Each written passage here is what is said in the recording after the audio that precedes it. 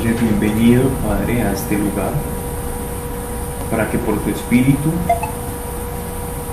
recibamos, Señor, tu revelación, no para conocer más, sino conocerte más a ti, no para tener un conocimiento simplemente emocional o intelectual, o una doctrina, sino poder expresarte a ti, Señor. Que así sea para cada uno de nosotros, que no se hable aquí cosa alguna que no esté de acuerdo a tu palabra o a tu voluntad.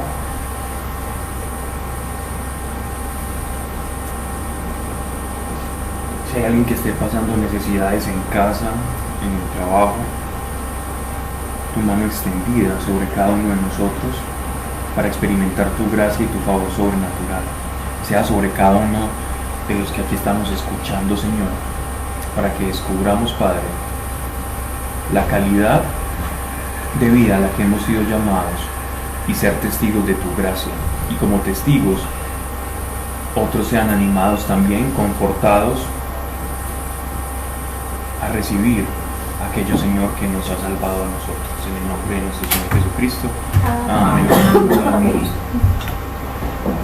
Recuerdan que estábamos tocando el tema de la fe y hablábamos de un pasaje que ha sido frecuentemente utilizado, todos lo hemos escuchado en predicadores, en muchos lugares, que se repite y vimos que tiene mucha más sustancia que simplemente la fe como una mera expectativa, ¿no? Y también veíamos la fe como de lo invisible, como de algo que es invisible puede producir algo que es visible, pero eso que es invisible ya existe en el plan de Dios.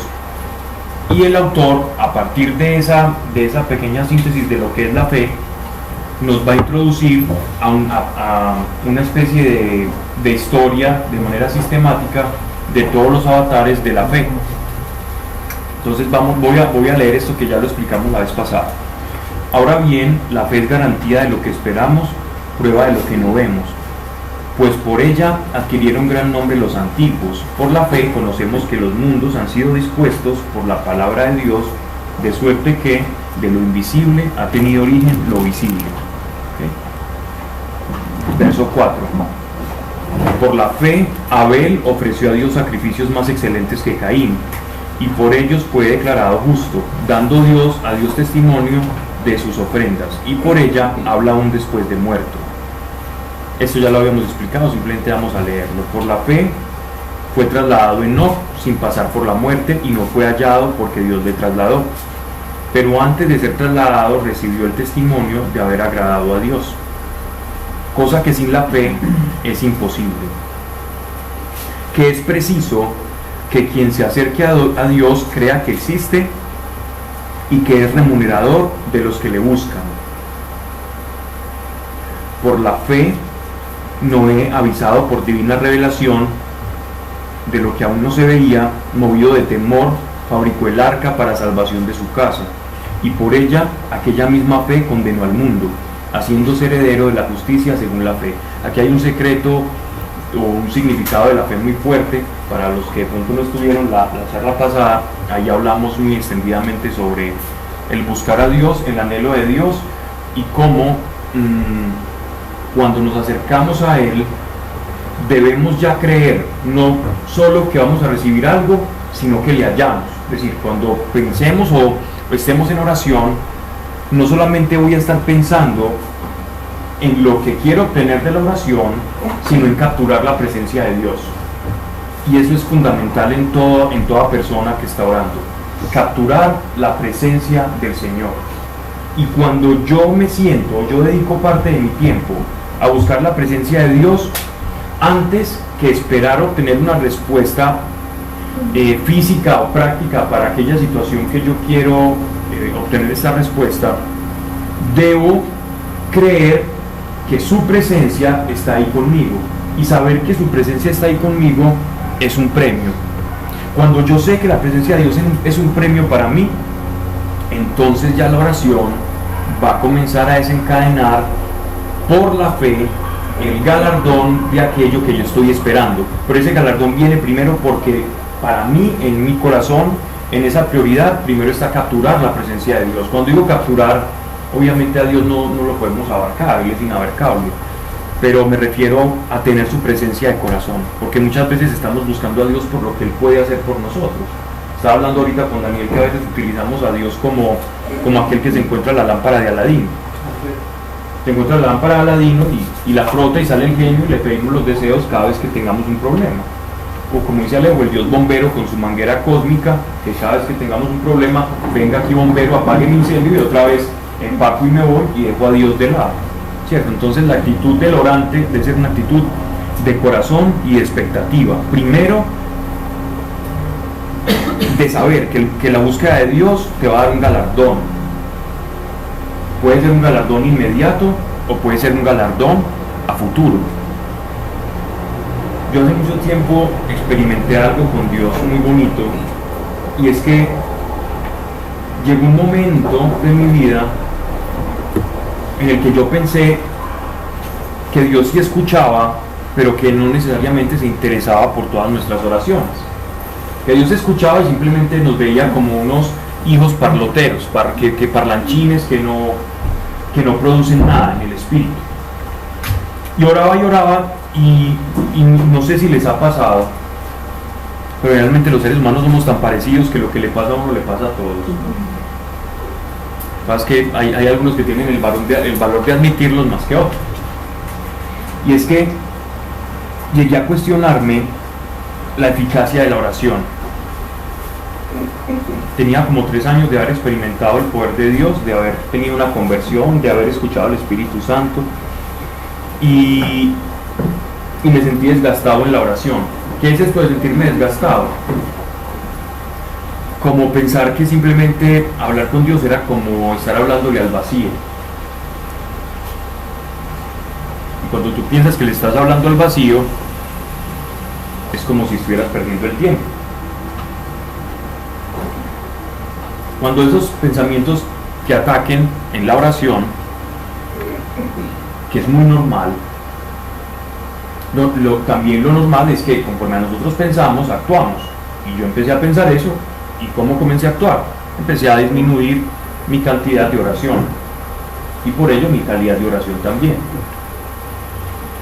Pasa un tiempo, yo reanudo mi relación con Dios otra vez, vuelvo y no me importa, voy a buscarte, no me importa si no tengo lo que estoy esperando ahora, voy a esperar, y en fin. Y comencé a reanudar mi camino fuerte de oración.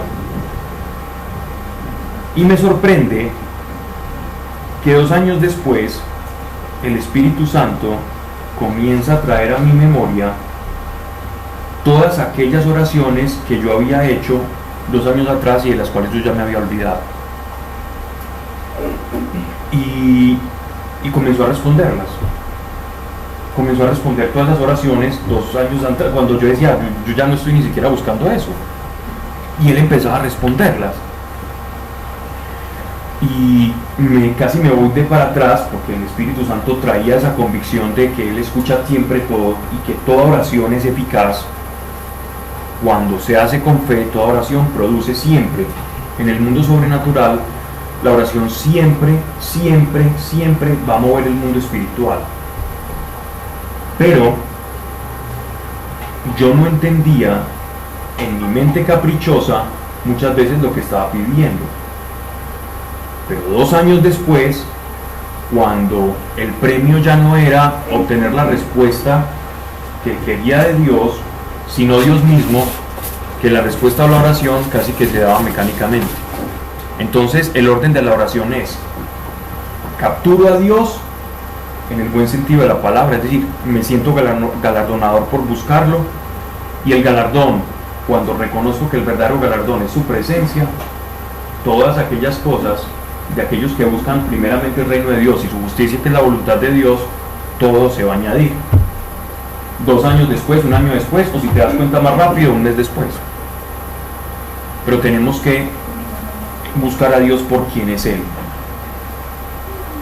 porque de lo contrario sería como una especie de fe utilitaria, ¿no? Y nuestro espíritu sabe que más allá de resolver nuestro día a día, lo que debe responder el ser humano y lo que debe buscar con ahínco, con temblor y temor es a Dios, que fue lo que perdimos. Esa separación que tenemos de Dios nosotros los seres humanos es precisamente lo más importante en nuestra vida. Cuando recuperemos esa relación, lo otro se va a dar. Primero lo primero, la prioridad. ¿Cierto, Mel? Bien. Sigamos. ¿Por qué la fe dice que la fe condenó al mundo en Noé? Habíamos hablado la vez pasada que de la misma forma que cuando tú predicas el evangelio en una casa y no te creen, ¿a quién le ha pasado que quieres hablarle a una persona de lo que te está pasando y cómo va bien, de bien tu vida con Dios, cómo estás descubriendo una nueva dimensión o un camino de vida, y has sentido que le estás hablando a un muro de hierro prácticamente de 5 metros infranqueable?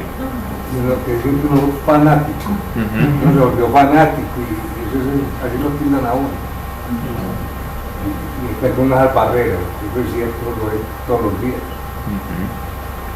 Por eso mismo que te están diciendo fanático, esa misma cosa de la que tú eres fan, esa misma cosa es llamada evangelio, es la que los está condenando a ellos. Porque dice, si tú lo recibes, te salvas; si no lo recibes, no te salvas. No porque el evangelio te condena en sí mismo, sino que al no aceptarlo, ahí está tu condena. Igual le pasó a los de no. En eso, ese es el doble rasero de la fe. O te salva o te condena. Te condena porque no crees, te salvas porque crees. Y cuando te digan fanático, no es un insulto. Eso no es un insulto. Lo que pasa es que han tomado un término que en verdad es algo bueno en sentido peyorativo. El problema de ser fanático es ser fan de qué. Quizás el que te dice fanático es más fan de un equipo de fútbol que de Dios. También de pronto es porque también del fanatismo religioso, pues, porque hay gente que lleva la religiosidad, que es fan de Dios realmente. No es fanático de Dios, es muy compuesto. Pues la verdad es muy diferente. Por la fe ya empieza entonces ya empezamos por todo el Génesis, vamos recorriendo todo el Génesis. 1, recuerden, empezamos con Abel, la fe del justo Abel, fe que llega hasta su propia sangre. 2, seguimos con Enoc. 3, Noé. Estamos paseando por todos los personajes bíblicos del Antiguo Testamento. Y ahora nos vamos a Abraham.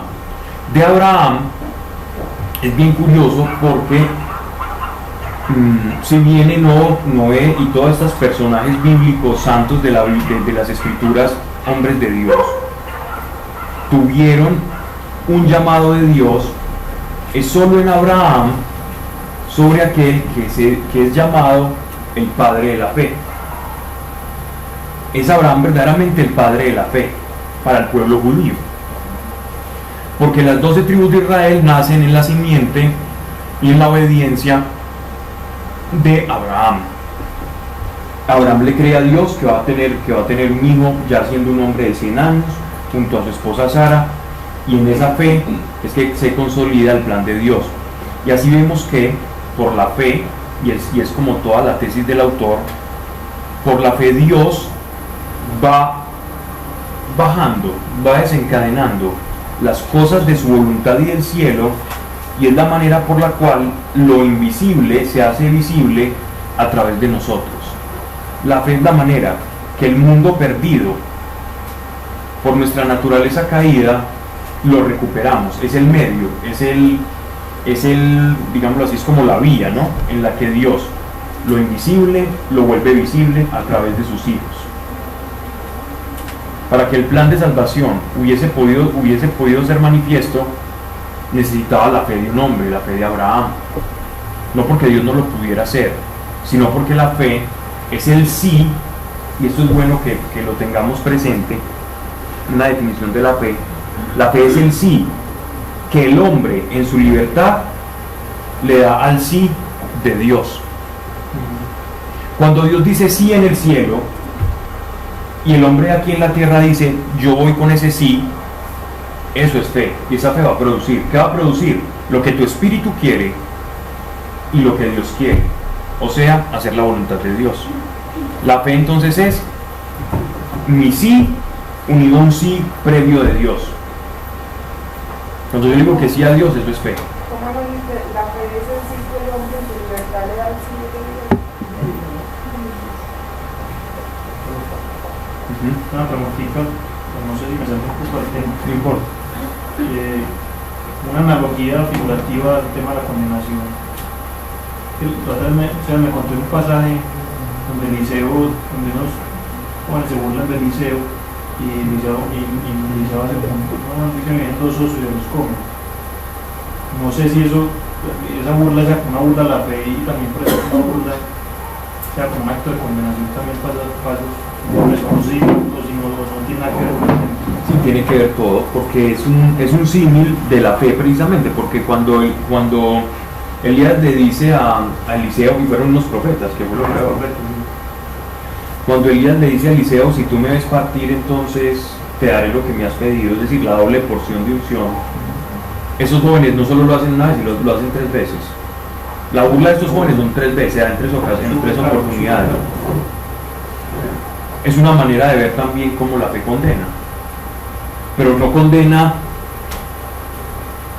porque el sí de Dios es mi no, y cuando yo le doy un no al sí de Dios pueden pasar muchas cosas, no porque Dios lo quiera, sino porque mi sí o mi no, la consecuencia, tiene una consecuencia. De nada. Por la fe Abraham, al ser llamado, obedeció y salió hacia la tierra que había de recibir en herencia, pero sin saber a dónde iba. Y esto aquí es muy importante. Vamos a tocar cada pasaje y vamos a pedirle al Señor que nos muestre, porque cada pasaje tiene una riqueza que nos va a ayudar a nosotros a mejorar nuestra vida de oración y a entender un poco la fe. A veces la fe, aunque siempre tiene una dirección, a veces la fe no tiene un punto específico de llegada. Dios le dijo, ve a la tierra que te debe mostrar, sal. Él le dio primero una palabra, sal de tu tierra y ve a la tierra que te debe mostrar. Primer acto de fe, salir de una tierra. ¿Hacia dónde? No sabía. Usó la fe para salir y llegó un momento en, una vez salido, ¿a dónde voy? De Ur de los Caldeos. Él sale de un pueblito, una ciudad más o menos importante en Mesopotamia, y cuando sale de allí, él era un hombre adinerado. Abraham no era cualquier persona, él era un hombre muy adinerado, y él sale con mucha gente, con los siervos, con las siervas, con el ganado, y empieza a caminar por las rutas mercantiles de lo que se conocía como toda la ruta del fértil creciente, que iba desde Canaán, pasaba por Egipto y llegaba hasta todo lo que es Mesopotamia. De Mesopotamia, ustedes han visto que en el escudo árabe o en la mayoría de las naciones musulmanas, en sus escudos o en sus banderas está una media luna.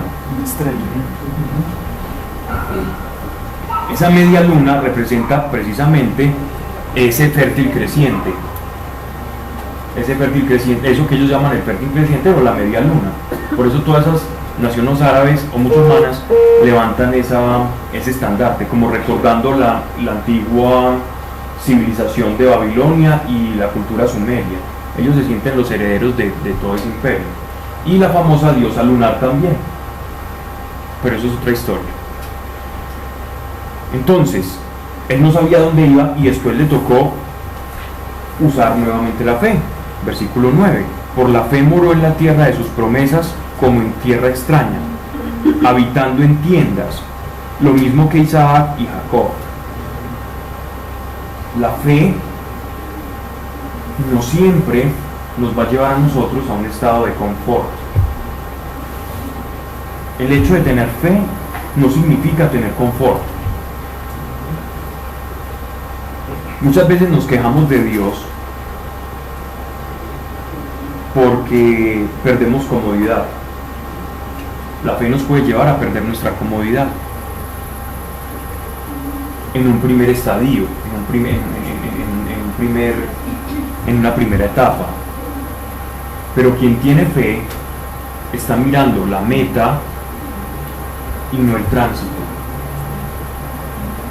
Por la fe moró en la tierra de sus promesas como en tierra extrañas, habitando en tiendas lo mismo que Isaac y Jacob, coherederos de la misma promesa, porque esperaba él ciudad asentada sobre firmes cimientos, cuyo arquitecto y constructor sería Dios. Cuando Dios llamó a Abraham, lo llamó en virtud de una gran nación que ya tenía diseñada, la gran nación de Israel. En la época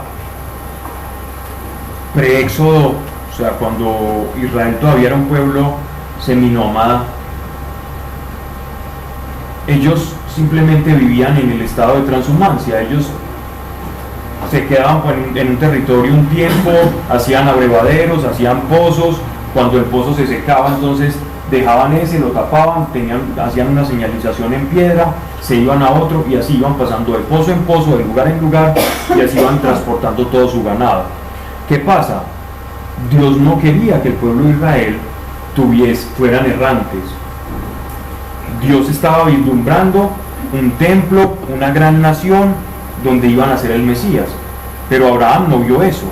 Pero Dios movilizó a Abraham en función de algo que Dios ya sabía. Entonces Dios nos va a llevar a hacer a nosotros muchas veces cosas que nosotros no sabemos por qué, o porque estamos pasando por determinada situación. Por eso es que necesitamos estar todo el tiempo conectados con Dios y confiados en Él, esperando la promesa, sabiendo que muchas veces vamos a tener también periodos de paro, pero no periodos de paro como revueltas civiles ni... Hablas del propósito que tiene Dios con nosotros. Porque, perdóname esta preguntita que... Perdonado. ¿Por qué Israel es el pueblo de Dios? ¿Por qué lo escogió? Te lo voy a responder con una pregunta. ¿Por qué vos sos vos y vos no sos otra persona? Porque soy yo. Porque...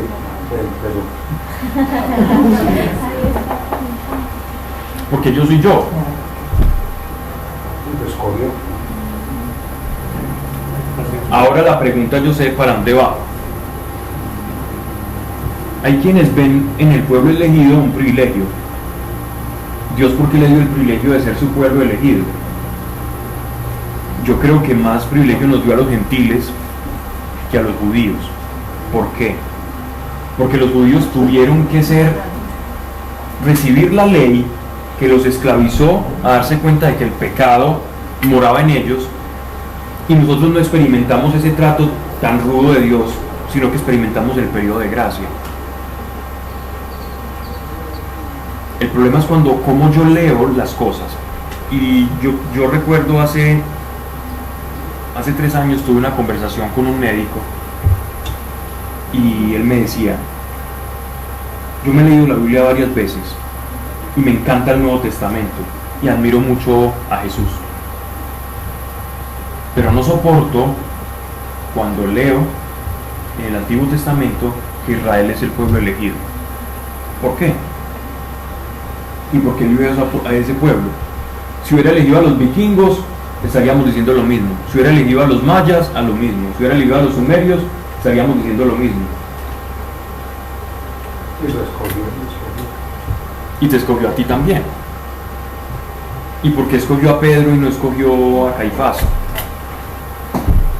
El gusto del hombre. ¿Por qué? Pero él sabe por qué. Él es perfecto. Pero él sí nos da pistas de por qué lo eligió. Él, ¿por qué nos elige a nosotros? Y yo sé que a coro pues lo sabemos. La divinidad se glorificó. ¿Porque somos qué? Viles y menospreciados. Como diría Paul, mucho gusto, vil y menospreciado. ¿Quién era el pueblo de Israel? Nadie. Un montón de pastores. Te voy a decir, estaba en época de Abraham el imperio hitita, en lo que ahora es todas las llanuras de la Anatolia de Turquía. Estaba el imperio egipcio, 2. Estaban en esos momentos los etruscos y eso, pero no, esos no eran un imperio. Estaban también Los sumerios. los chinos y los sumerios. Israel era un montón de pastores ignorantes que no sabían lo que era ni la edad de bronce, andaban en harapos, no sabían nada de nada. ¿Y qué dice Dios? De lo vil y menospreciado yo llamo, para que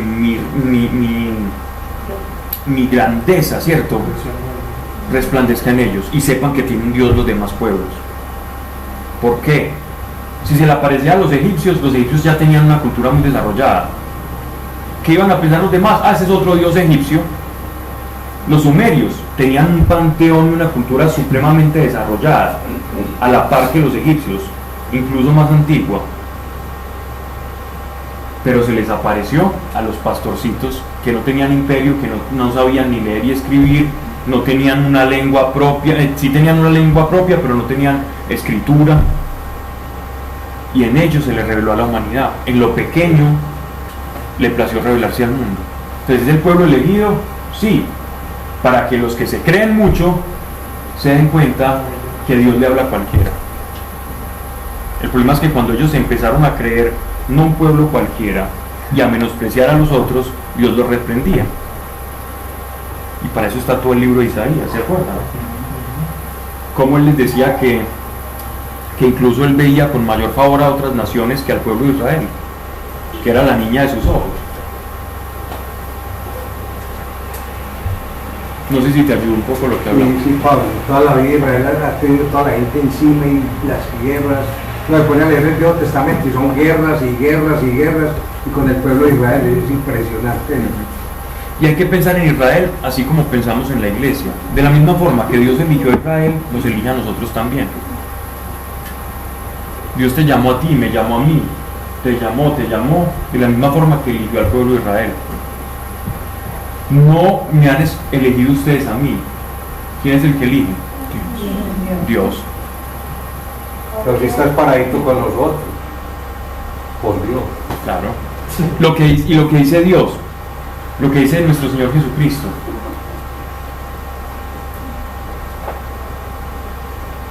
A los que el Padre me dio, por eso yo oro, a los que el Padre me dio, o sea, todos nosotros le fuimos dados a nuestro Señor. Dios nos entregó a Jesús. Es decir, Dios dijo, esto, usted, Luis, Sebastián. Pues no, más como una responsabilidad que como un regalo, pues. Antes más como un regalo, Un regalo. pero él se hace responsable de ese regalo. Un regalo que nos dio. Dios nos dio a nosotros, a Jesús, a Él, nos entregó a Él, y Jesús nos devuelve al Padre como un acto de amor, pleno amor. Porque es que Dios no mira lo que tú eres. El hecho de que Dios sepa que somos viles y menospreciables por el pecado no quita que nos ama, y cuando uno ve con amor, por eso es que no hay hijo feo.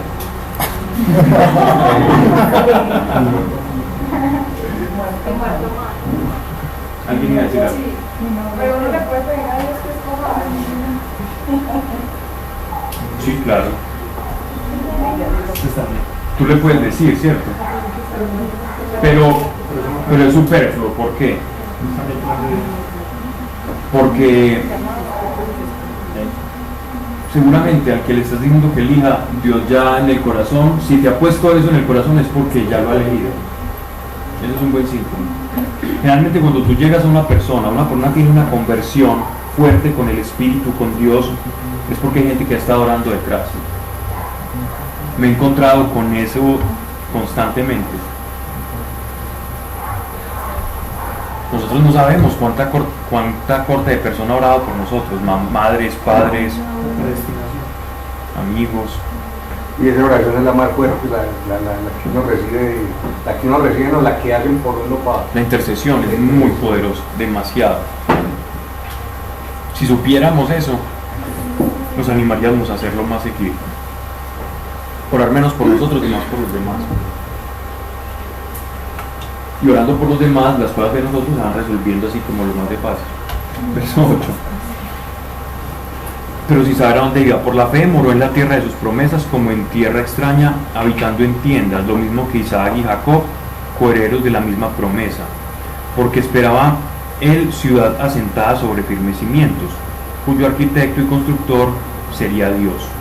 Por la fe, la misma Sara recibió el vigor, principio de una descendencia, y esto fuera ya de la edad propicia, estamos hablando de una mujer de 100 años, por cuanto creyó que era fiel el que se los había prometido, y por eso de uno y este, ya sin vigor para engendrar, nacieron hijos numerosos como las estrellas del cielo y como las arenas incontables que hay en las riberas del mar. Es decir, por la fe de ellos, lo que Dios ya tenía en el cielo se manifestó en la tierra, de suerte que lo invisible produce lo visible por medio de la fe. Eso no estoy leyendo, eso es lo que estoy concluyendo. Verso 13. En la fe murieron todos sin recibir las promesas. Esto puede sonar muy desconsolador, ¿cierto? Sí. Pero ¿a qué se está refiriendo?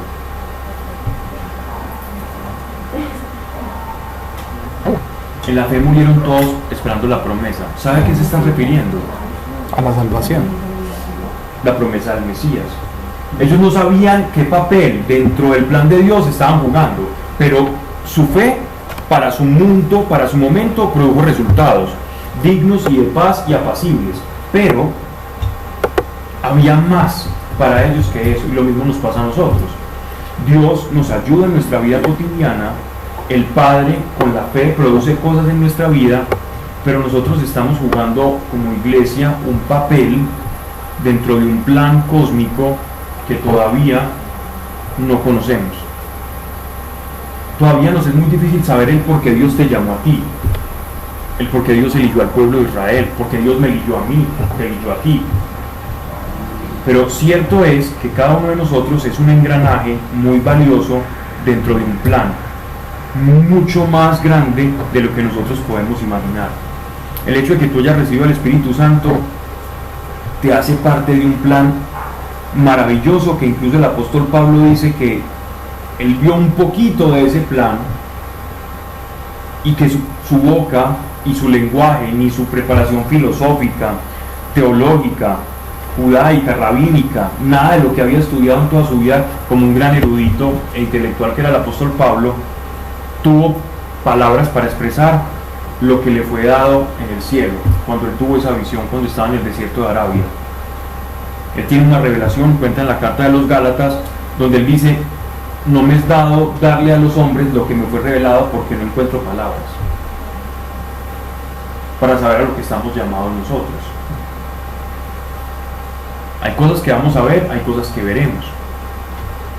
En este caso se está refiriendo a la promesa de Abraham, que haré de ti una descendencia mayor que la de las estrellas y todo eso. Y sí, él tuvo muchos hijos y fue muy prolijo y bueno, muy numerosos, y el pueblo de Israel se diseminó allá en los deltas del Nilo, allá en una región que se llama el Negev, y allá se reproducían como curíes todos los israelitas, y fueron un problema para Tutmosis y para Ramsés, los faraones, y cuando les volvieron un problema fue cuando empezaron a matar los primogénitos. ¿Recuerdan el pasaje de Éxodo? Entonces ellos no sabían, ellos decían: sí, es que es la promesa que le hizo a nuestro padre Abraham, pero eso era la promesa, la transición de la promesa visible. Las arenas del mar se estaba refiriendo a que el pueblo de Israel, y a través de la fe de Abraham y el nacimiento del Mesías, los judíos y la iglesia iban a formar una masa crítica de personas tan grande que íbamos a ser incontables. O sea, le está hablando a la iglesia y le está hablando al pueblo de Israel, a la genética particular que iba a crecer, y también espiritualmente a la iglesia. Estamos, ¿cierto? Pero viéndolas de lejos y saludándolas y confesándose peregrinos y huéspedes sobre la tierra.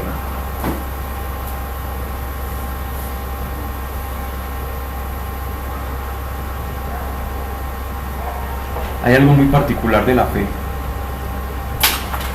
y lo hablaba Guillermo cuando dictó el seminario del mundo espiritual.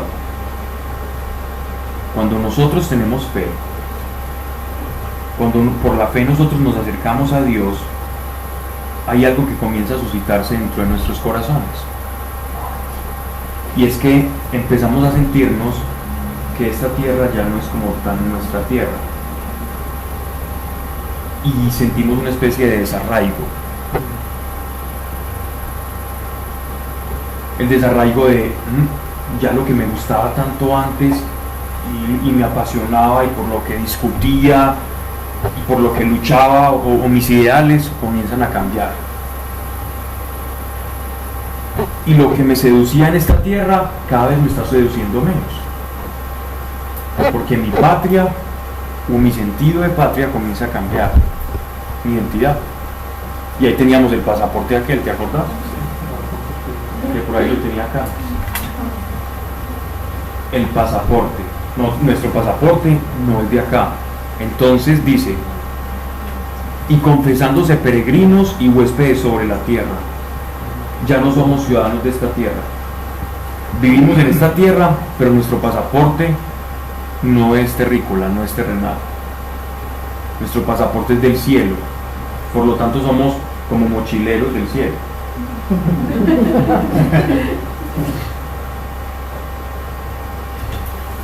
Pues los que tales cosas dicen dan bien a entender que buscan la patria.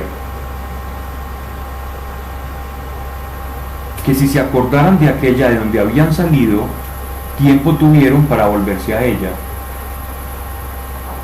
¿De qué patria fuimos sacados? ¿De dónde dice? Bueno, pero te estás yendo muy atrás. Pero sí. Del pecado. Del mundo.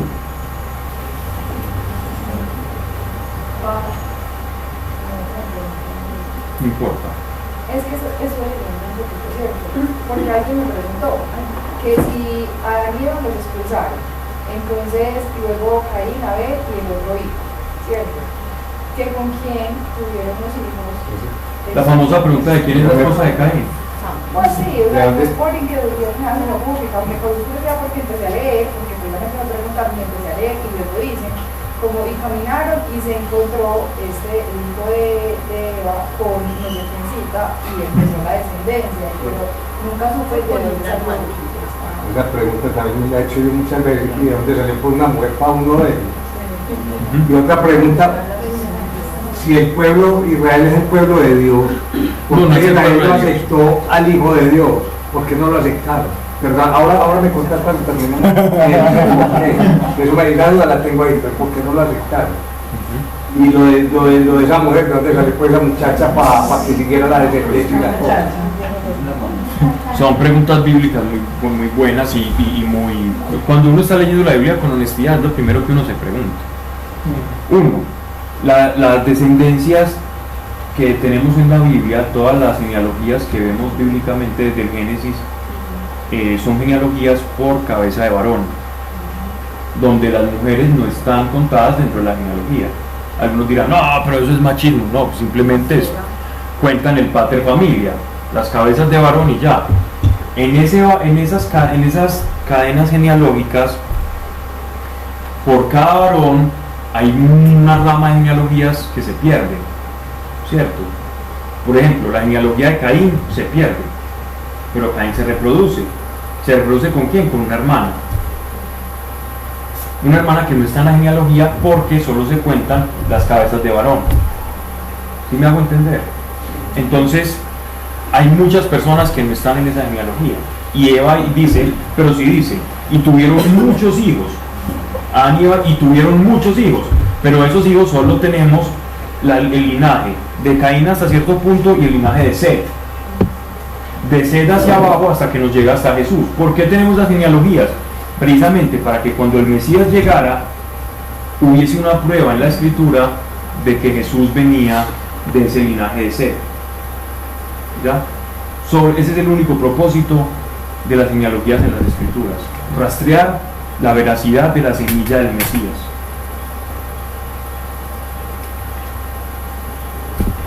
Israel es el pueblo de Dios, eso es una manera de decirlo, ¿cierto?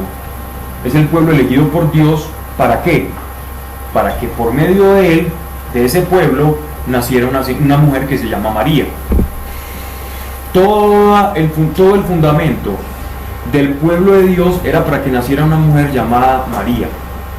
Cuando nace María, que es la que recoge todo el linaje del rey David, incluso José también venía del linaje de David, pero José era un padre adoptivo.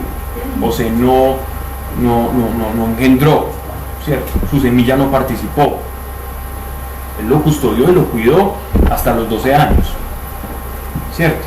Ya cuando él cumplió su bar mitzvah, o el día de que fue presentado al templo, ya él se emancipó. Entonces, para cumplir la ley, porque eso había que hacerlo, ¿no? Jesús cumplió la ley, Jesús tenía que obedecer a sus padres. Y entonces, entonces cuando Jesús, digámoslo así, cumple toda la ley, se emancipa de esto, él está simplemente mostrando que el linaje de Dios, el linaje que Dios escogió, lo hizo a través del pueblo de Israel y a través, solo para que naciera esa mujer del cual iba a nacer esa promesa. Todo lo que hizo Dios fue, en ese pueblo elegido, guardar una semilla, como cultivar una semilla, de la cual iba a nacer el Mesías. Esa es la elección de Israel, una semilla. Imagínate como si la elección de Dios fuera la siguiente: tú tienes un terreno, y ya que Alejo está hablando de los aguacates, y vas a sembrar aguacates, tú de tu heredad eliges una porción de tierra y decides dónde vas a poner la semilla del aguacate principal, de donde vas a sacar el resto, y tú la pones ahí. Lo mismo hizo Dios con el pueblo de Israel. Conservó un pueblo, les dio la ley para que saliera una semilla que se llama María, y esa semilla iba a nacer el Mesías, o él iba a depositar la semilla del Mesías. Él cuidó a Israel para que saliera una mujer como María y ahí depositar una semilla de salvación para la humanidad. Ese es el todo de la elección de Israel. Toda una cadena genealógica de más de 4.000 años, ¿cierto? Estoy hablando desde el diluvio hasta allá, hasta acá, guardando por todos estos personajes de la fe hasta que naciera una mujer en la cual toda esta esperanza que ellos murieron esperando que ocurriera sin saber cómo se iba a manifestar, naciera en una mujer. Y cuando esa mujer nació y estuvo lista, Dios llegó, envía al ángel Gabriel, y a través de esa semilla nace nuestro Salvador. Esa es la elección de Israel. Ya lo otro son condimentos, pero en eso se fundamenta la elección de Israel, nada más. Y no lo aceptaron como hijo de Dios. Porque no lo esperaban de esa manera. Porque lo esperaban como un rey libertador del yugo del imperio romano y no del yugo del pecado. No hubiera llegado en humildad y en esa forma como llegó de Dios. María siempre supo que iba a ser. No. Si hubiera sabido, el ángel no lo hubiese anunciado. Pero María tenía que haber sido una mujer muy especial, porque yo he visto muchas personas que privilegian, por ejemplo, o hablan mucho de Abraham, o hablan mucho de Josué, o incluso del rey David, que se equivocó muchas veces. Pero he visto que tristemente de María se predica muy poco. El evangélico predica poco de María por miedo a parecer católico. Y hay otros que predican ya en exceso de María, que uno ya no sabe si son cristianos o son marianos, o si tienen 4 dioses, ¿cierto? Pero entonces todo en la dimensión correcta, y a María hay que ponderarle el papel que en María se recoge todas las esperanzas, como la última participante de los seres humanos en la fe, cuando ella dice que sí, el sí de Dios. Eso se llama el fiat de María en griego, ¿cierto? En latín. Cuando ella le dice, he aquí la esclava del Señor, hágase en mí según tu palabra, es el Padre nuestro. Hágase tu voluntad, aquí en la tierra, como tú lo dispusiste en el cielo. El sí de Dios, María lo hizo sí para ella. Es el ejemplo perfecto de la fe. Algunos dirán, no, pues que si a mí se me aparece un ángel también. ¿Cierto? Pero algo tenía que haber en María, así como nosotros le decimos el justo Enoc, o que Abraham era un Sadoc y era un justo. María no se escapa de eso, es decir, María era eso y mucho más, porque fue el último eslabón de la humanidad para que se desencadenara todas las promesas o expectación mesiánica. Y a veces se nos olvida de eso, ¿cierto?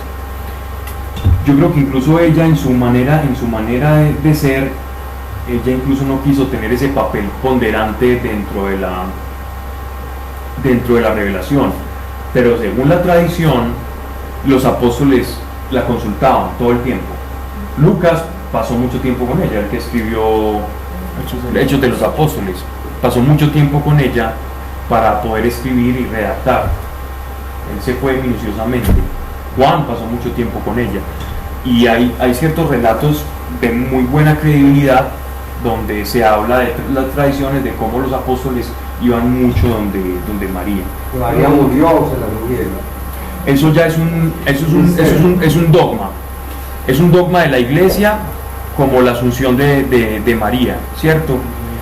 Hay otras fuentes eso es como dogma de la iglesia católica. Hay otras fuentes que dicen que María terminó su vida en Éfeso. Incluso hay un santuario allá donde supuestamente, pero de dudosa también procedencia. Pero eso quedó como en el silencio. Claro que por allá se destapó lo de la asunción de la Virgen María, de la Virgen María, y donde se decretó la asunción, ¿cierto? Por algunas revelaciones a unos místicos, etcétera, etcétera. Y en el Concilio de Trento fue donde sellaron como dogma de la iglesia la asunción, que se celebra, no recuerdo en qué meses que se celebra el día, pero sí, pero hay un día específico. Véalo.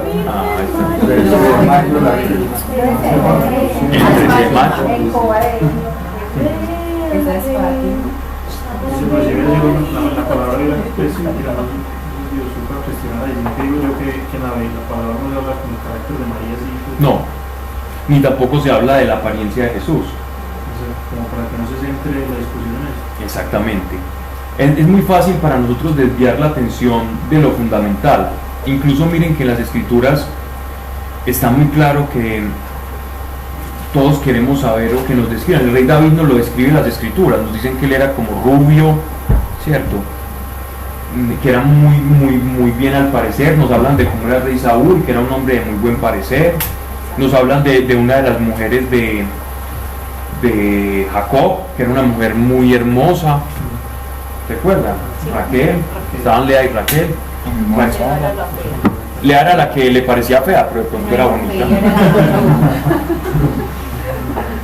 Y estaba también Raquel. Pero Isaías no dice que no era bella. Pero habla sobre la crucifixión. Pero era ya como porque ya cargaba los pecados de todos. Está refiriéndose varón de dolores y cómo era su apariencia, ¿cierto? A eso se le llama el siervo de Yahvé, a ese pasaje. Muchos afirman que se refiere a que Jesús era feo, pero se están refiriendo a una persona que está siendo acusado injustamente. ¿Ya?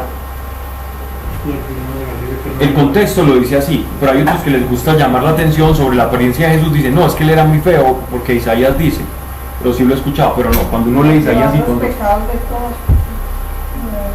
y decía que se veía irreconocible. ¿Y cómo estuvo Jesús en la cruz? ¿Recuerdan cuando veíamos Mateo? Todo lo que hablamos de la crucifixión y de la pasión. Sí. Entonces hay algo aquí importante, y es recalcar que en María, que es como el ejemplo perfecto de la fe del sí a Dios y hacer su voluntad, y hacía su voluntad sin subirse, siempre estuvo sobria. O sea, algo que demuestra la vida de María es la sobriedad completa. Y confesándose peregrinos y huéspedes sobre la tierra, pues los que tales cosas dicen dan bien a entender que buscan la patria, que si se acordaran de aquella de donde han salido, tiempo tuvieron para volverse a ella, pero deseaban otra mejor, esto es, la celestial. Por eso Dios no se avergüenza de llamarse Dios suyo, porque les tenía preparada una ciudad. Porque nosotros somos el pueblo de Dios y los judíos son el pueblo de Dios, porque nos tiene preparada una ciudad. La vida eterna la tenemos todos, pero la vida eterna en gracia no todos la tenemos. Es decir, quien termine condenado va a estar condenado eternamente. Pasa que le llamamos vida eterna a una vida de plenitud, ¿cierto? Y que es la vida eterna que te conozcan a ti.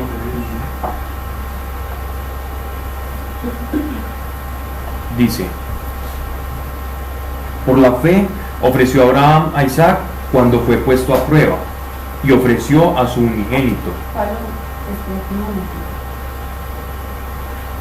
Todo mandamiento es vida eterna, pero hay condenación eterna y salvación eterna.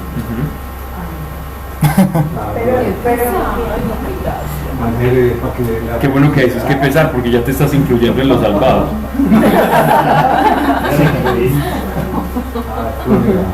Para la eternidad escuchando para la eternidad escuchando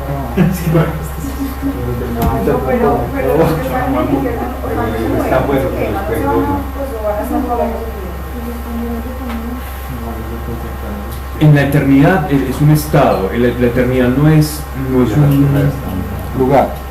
No es un lugar espaciotemporal, es un estado espiritual, es una conciencia eternamente separada de Dios. Bueno, yo lo que entendía, escuchando a alguien predicador una vez decía que es como que Dios nos saca como de esta dimensión, o sea, literalmente no morimos, sino que nos saca como de esta dimensión donde estamos y nos pone en otra dimensión diferente, pues, como para hablarlo así, o sea, que realmente nosotros provenimos de Él, es espíritu, y el espíritu que nos da a nosotros es inmortal, nunca no muere. Por lo tanto, Él nos saca como de esta dimensión y nos lleva pues ya donde otra dimensión. Así es. El portal ya está abierto con la sangre de Cristo. Literalmente. Eso fue lo que pasó. ¿Recuerdan la escalera de Jacob?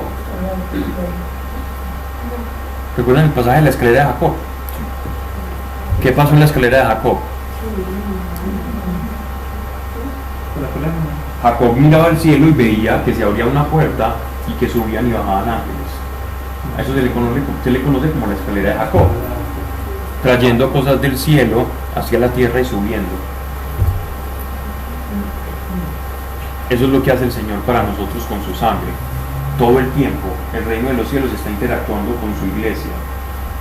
Para los que queremos, interactuamos con ella y estamos en ese mundo espiritual. Para los que no, se lo pierden, ¿cierto? Esto suena loco, pero cuando lo empiezas a experimentar ya es normal. Y encuentras otras personas que experimentan lo mismo y ya se hace amistad.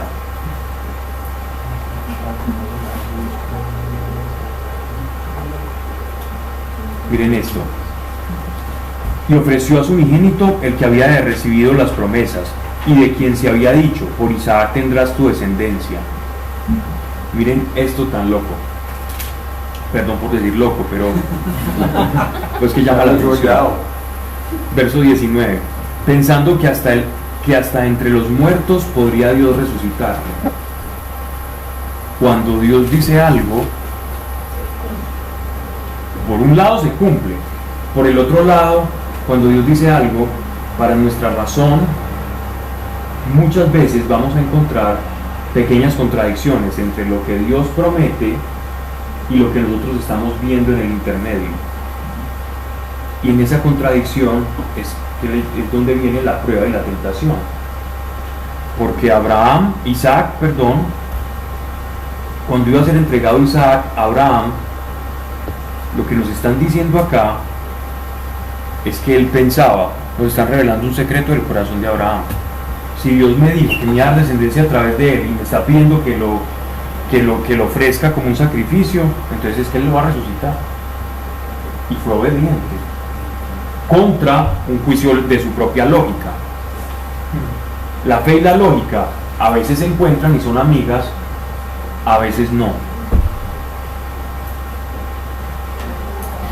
pero lo que espera la fe va a llegar a su término.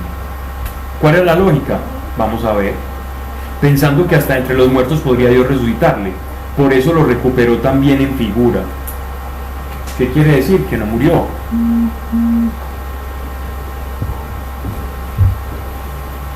Por la fe dio Isaac las bendiciones de los bienes futuros a Jacob y a Esaú. Como sabía que su padre le había dicho que Dios le había hecho esa promesa, entonces él se apoderó de esa promesa, y como creía en esa promesa, entonces en el lecho de muerte él bendice a Jacob y no bendice a Esaú. Por la fe Jacob moribundo bendijo a cada uno de los hijos de José, apoyándose en la extremidad de su báculo. Por la fe José, estando para acabar, se acordó de la salida de los hijos de Israel y dio órdenes acerca de sus huesos. Estamos hablando de José. Antes de fallecer él dio una orden. José, el intérprete de sueños, para depositar sus huesos junto a la tumba de su padre. Eso lo podemos ver en Génesis. Entonces está entre los capítulos 14 y 15. Verso 23. Tenías razón, Seba, no vamos a acabar. Por la fe, Moisés recién nacido fue ocultado durante 3 meses por sus padres, que viendo al niño tan hermoso, no se dejaron amedrentar por el decreto del rey. El decreto del faraón, cuando el pueblo de Israel se estaban reproduciendo como curíes, ellos sintieron miedo de que ya eran tan numerosos que de pronto en una revuelta de estos judíos, entonces podían sacarlos del poder a los emperadores, a los faraones. Y así, para reducir el índice poblacional de ellos, lo que hicieron fue: matemos, cuando nazcan los niños, los vamos matando y vamos eligiendo. Eso es una manera más agresiva de lo que ahora hace la Organización Mundial de la Salud, ¿cierto? Pablo, perdón, no leyendo la Biblia, cuando pasaron el Mar Rojo, que 5 millones de personas, no era mucha gente en Israel. Sí era toda esa gente. Ahí hablan de millones de personas. Hay una tradición. Cuando en la Biblia, lo que son las palabras sobre los ejércitos y las dimensiones de los ejércitos, según los intérpretes de los papiros, o los que son los filólogos que estudian esos números, a ese número le tienes que quitar un 0. Porque ya 5 millones de por mucha gente. Esos 5 millones serían 5.000. Serían 500.000, perdón. Que ya es lógico, 500.000, sí, pero 5 millones, todo México pasando el Mar Rojo. Lo mismo cuando dice el ejército, cuando habla del ejército de Israel, de los 100.000 eran 10.000 militantes, ¿cierto? No, esos no eran 3. Incluso los mismos rabinos hablan de ese 0, ¿cierto? Que es un 0 hiperbólico, pero igual eran muchas personas, 500.000 eran muchos. Y hablan de ejércitos de 50.000, o sea, mucha gente, o sea, 5.000. Excepto los asirios. Por ejemplo, cuando hablan del ejército asirio, cuando lees, por ejemplo, Isaías y todo eso, sí, ¿ya? Cuando hablas de los 5 millones, cuando uno estudia esos papeles o esos textos, todo da a entender que eran más o menos unos 500.000. Además, ellos no utilizaban el número 0. Ellos utilizaban centenas, decenas. ¿Ibas a decir algo, Sebas? No. Pablo, una bobada, pero porque hablan ahí de la hermosura. Hubiera sido feo, pues no lo habían salvado.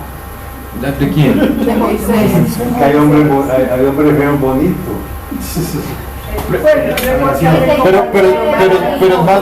es más bien en alusión al propósito, pensaría yo, o sea, la hermosura del propósito que Dios tenía con él, porque aquí nos están hablando de la fe.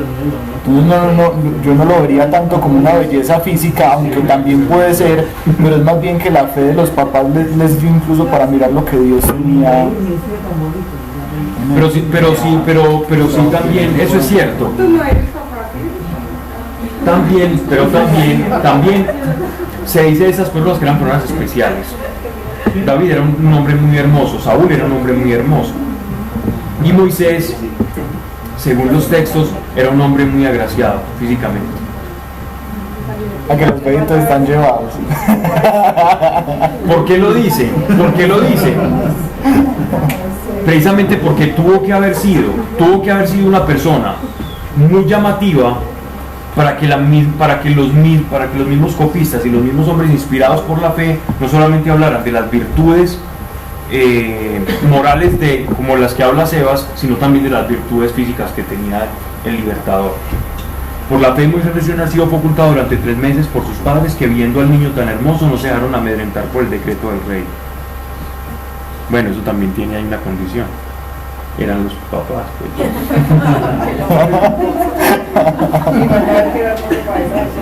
No, pero hay papás objetivos. Una cosa es ver al niño bonito o feo, pero uno lo quiere mucho, ¿no? Sí. Sí.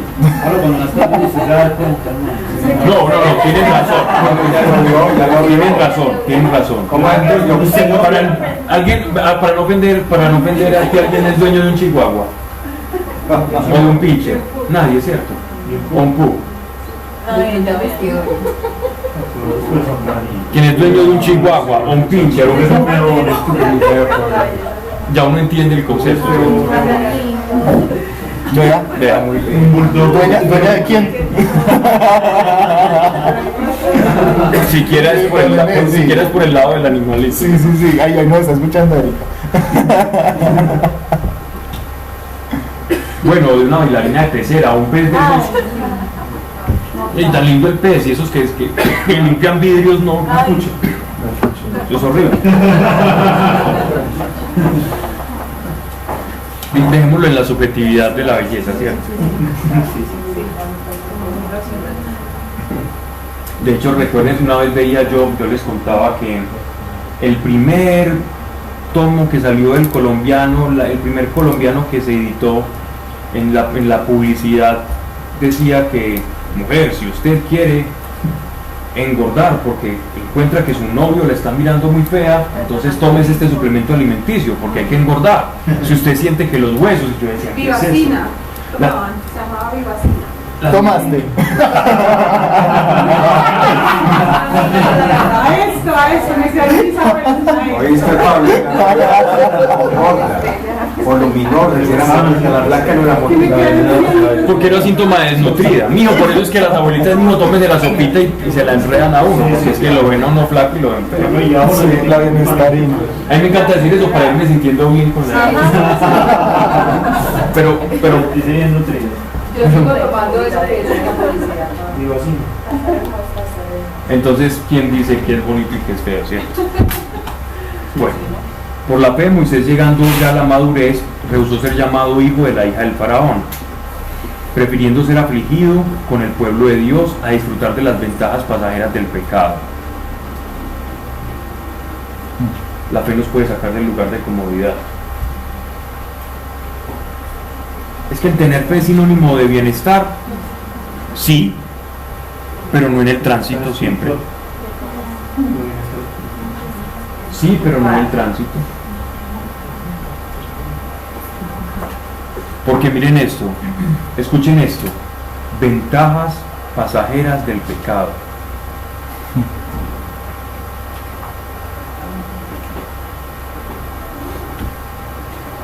Por un lado, yo tengo, echémosle un poquito de eso para que sea más gráfico. Por un lado, yo tengo el placer, ¿cierto?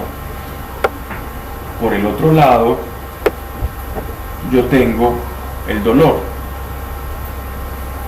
Tanto el placer como el dolor obedecen a una misma línea, que es el tiempo. El placer y el dolor están vinculados al tiempo. ¿Qué es el placer? ¿Era este el placer, cierto? Sí. El placer es un dolor más rico. El placer es simplemente una escala del dolor en una recta numérica. Digamos que el 1 es el dolor y el placer es el 10. El ser humano está ciclando entre ese 1 y ese 10, y con base a ese 1 y ese 10 estamos definiendo cuál es nuestro propósito de vida. Yo soy feliz entre más placer experimente. Pero problema porque ocurre que las ventajas pasajeras del pecado, el placer, tanto el placer como el dolor están sujetos al tiempo, y como están sujetos al tiempo, ambos han de pasar, el dolor y el placer, en esta vida. Pero por la fe, la misma que tuvo Moisés, la misma que tuvieron todos estos avatares de la fe, de todos estos hombres de Dios y mujeres, nosotros nos salimos de esa recta, esa escala numérica, y encontramos algo.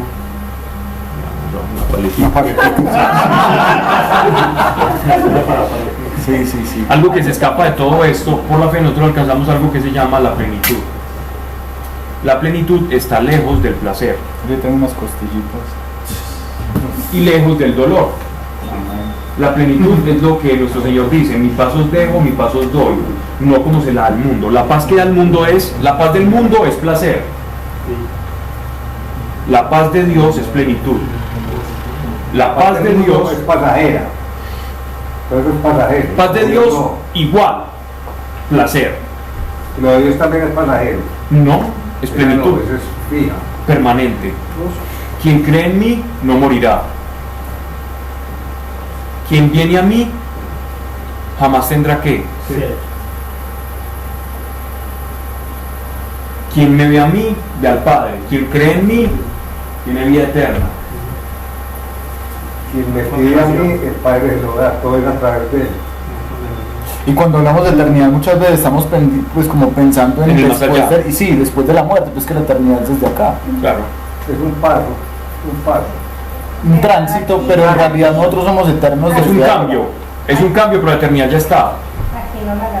Ya está. Tú ya estás en la eternidad. Ya empezamos el camino, ya se empezó. Entonces, cuando te pregunten a ti, dices: sí, me está doliendo,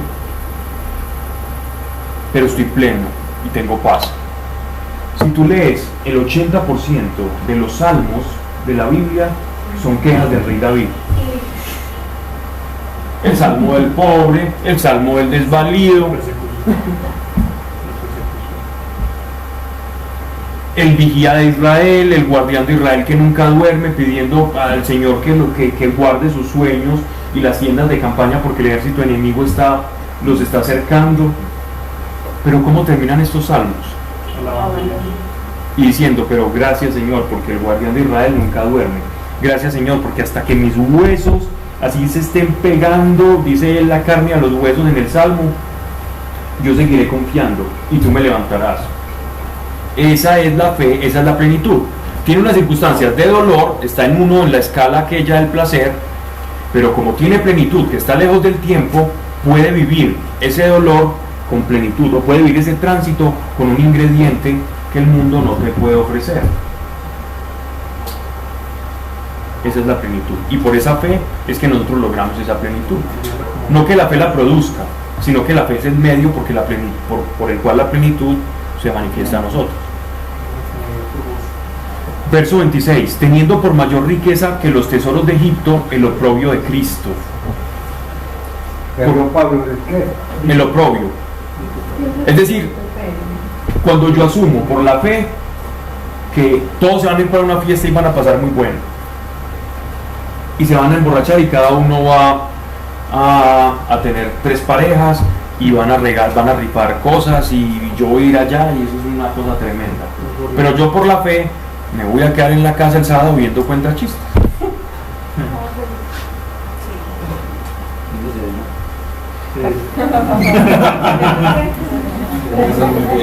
No, para poder ver eso hay que tener, ya 3 hijos.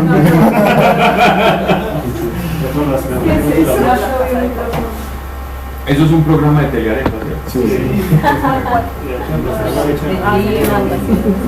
Muy bonito.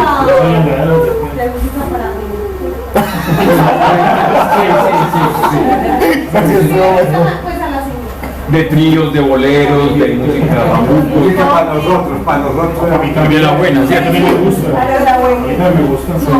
Entonces, si caen las serenatas. Papá, me gusta la clave. Oh, muy bien. Cuando tenga 3 hijos, ponga eso.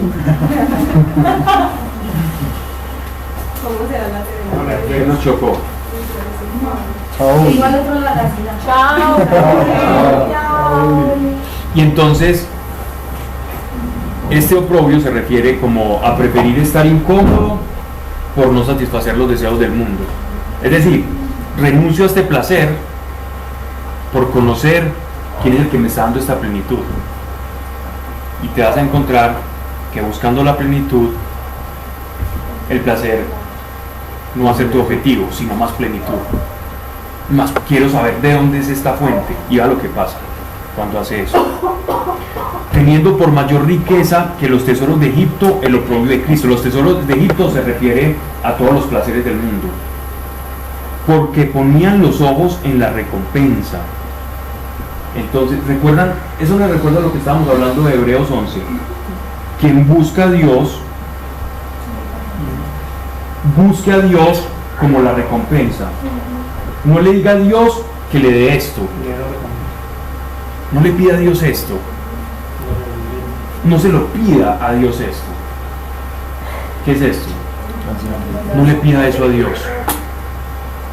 Porque Dios no le va a dar a usted un regalo de mala calidad.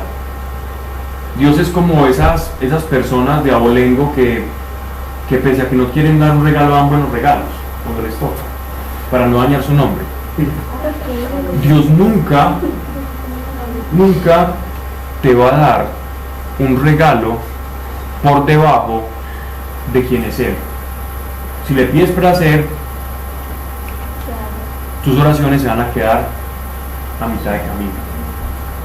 Pero si le buscas a Él, vas a obtener algo muy diferente. Porque ponían los ojos en la recompensa. ¿Cuál era la recompensa? Él. ¿Y cuál fue la recompensa que tuvo Moisés? Y Dios le llamó su amigo. O nos vamos allá a la fiesta, a la francachela de toda esa gente y ese desorden, o quiero ser llamado amigo de Dios. ¿Qué es mejor? ¿Qué escoges? Si pudiéramos escoger honestamente, si sabemos que el pasar tiempo con Dios Él nos va a hablar y nos va a llamar amigos, ¿qué preferís? Yo sé que todos en nuestro sano juicio, el ateo pensando, no, si Dios existiera yo preferiría ser amigo de Dios. Y los creyentes con más razón aún. Pero normalmente siempre estamos tentados a no hacerlo. Y el que no conoce la plenitud es más fácil que caiga en tentación, porque aquel que conoce la plenitud sabe lo que se está perdiendo por ir en pro del pecado. Cuando tú has experimentado a Dios, sabes de lo que te estás perdiendo y más fácil te arrepientes. Al que estuvo, es como nadie sabe lo que pierde. O nadie sabe lo que tiene, perdón. Teniendo por mayor riqueza que los tesoros de Egipto el oprobio de Cristo, porque ponían los ojos en la recompensa. Por la fe abandonó el Egipto, o sea, el pecado. Recuerden que Egipto y pecado es lo mismo, ya lo veníamos hablando en este pasaje. Sin miedo a las iras del rey. Pues como si vieran al invisible. Paulín, te saltaste uno, el 28. Voy para allá. No, era 26 y para 27. Está bien. Porque ponían los ojos en la recompensa.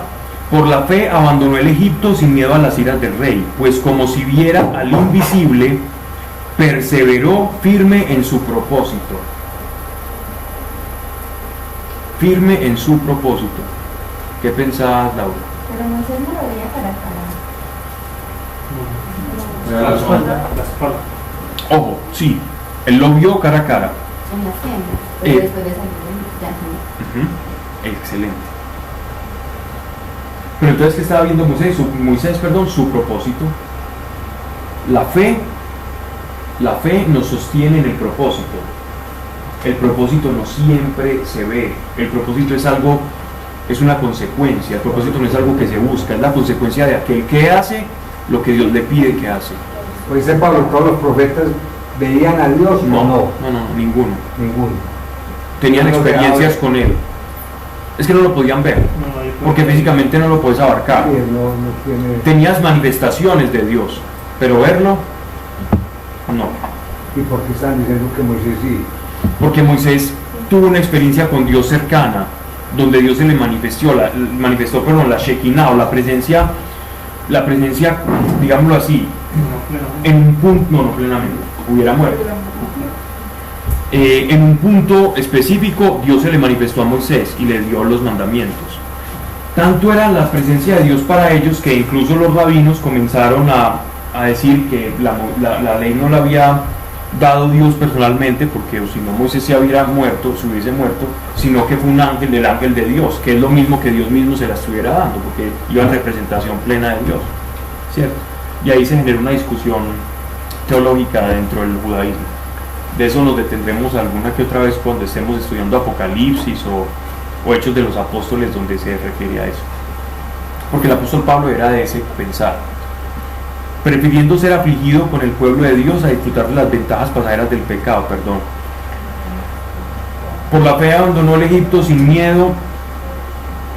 Ya para terminar, a las iras del rey, pues como si viera el invisible, perseveró firme en su propósito, como si viera el invisible. A Dios no se le ve para verle. Primero no se le ve para verle, pero la promesa es que le vamos a ver, que nadie se le olvide, que si busca a Dios, Él se va a manifestar siempre. Por la fe celebró la Pascua y la aspersión de la sangre. ¿Por qué hizo Él? Porque escuchó, tuvo profecía y revelación que iba a pasar el ángel para acabar con los primogénitos, para que el exterminador no tocase a los primogénitos de Israel. Por la fe atravesaron el Mar Rojo como por tierra seca, mas probando a pasar los egipcios fueron sumergidos. Ya hablaremos un poco de eso, de pronto hablamos también del logos y el rema y otras cosas que pueden sernos útiles acá en este pasaje. Por lo pronto vamos entonces a terminar y vamos a pedirle al Señor que nos acompañe. Padre, gracias te damos por tu amor, por tu revelación. Señor, que algo nos quede hoy. Papá,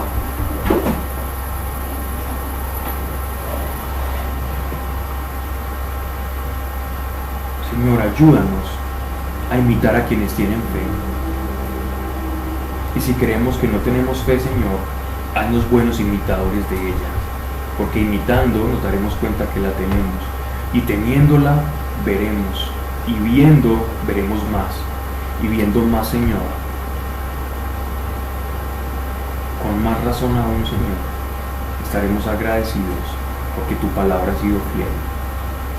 Y quien ha gustado de tu fidelidad, Padre, difícil es retroceder, porque el estado primero, Señor, es terrible y nadie quiere volver a tener una mala vida, Señor.